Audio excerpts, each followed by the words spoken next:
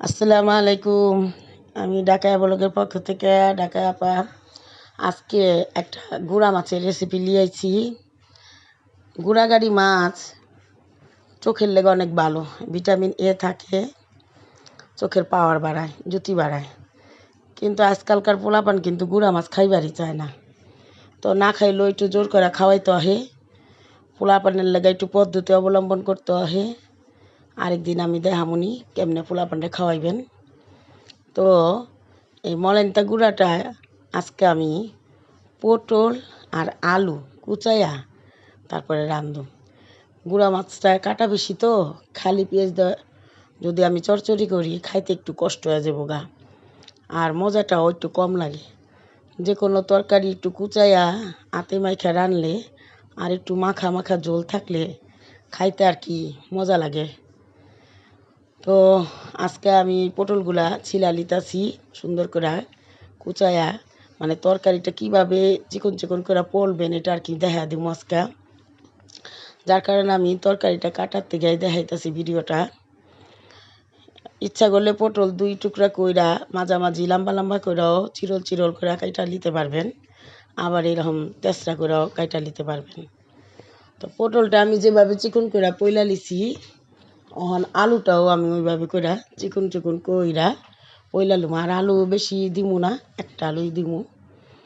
আলু না দিলে আবার যে কোনো তরকারি মজা লাগে না, আঠা আঠা মাখা মাখা হয় না।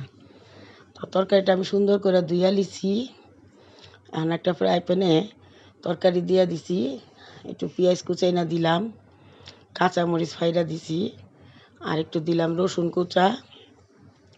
এবার সামান্য হলদির গুঁড়া দিলাম, অল্প একটু মরিচের গুঁড়া, লবণ, আর হলো আদা রসুন বাটা, আর দিলাম সর্ষের তেল। তো সর্ষের তেল দিয়ে যে কোনো মাখা তরকারি অনেক বেশি মজা হয়, আর গুঁড়া মাছের তরকারি তো আরও বেশি মজা হয়। তো সুন্দর করে আমি মাখায় লিমু। আর আমি কিন্তু গুঁড়া মাছের তরকারি বেশিরভাগই এরকম মাইখা মুখা রান্ধি, এমনি আমার কাছে ভাল লাগে, মজা হয়, গেরানো হয় ভালা। তো আপনারাও ইচ্ছা করলে এইভাবে মাইখা তরকারিটা রাঁধতে পারেন। আর আজকে বয়স দিতেছি একটু কষ্ট হইতেছে, কারণ আমি একটু অসুস্থ তো। তো আপনারা বুঝা লিয়েন। মাছগুলো এখন উপরে দিয়া দিয়া দিলাম।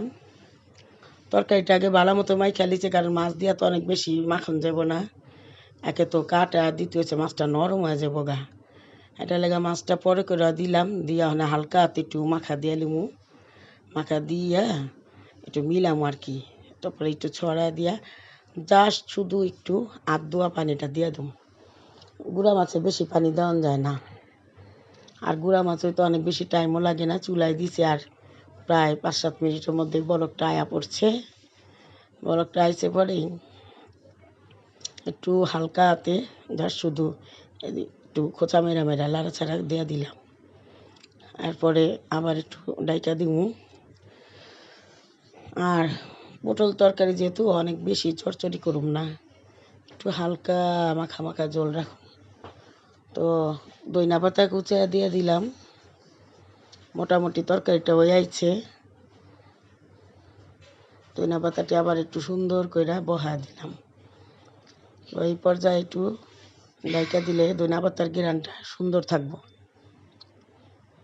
এই যে আমার তরকারিটা হয়ে গেছে গা, ফাইনাল লুক।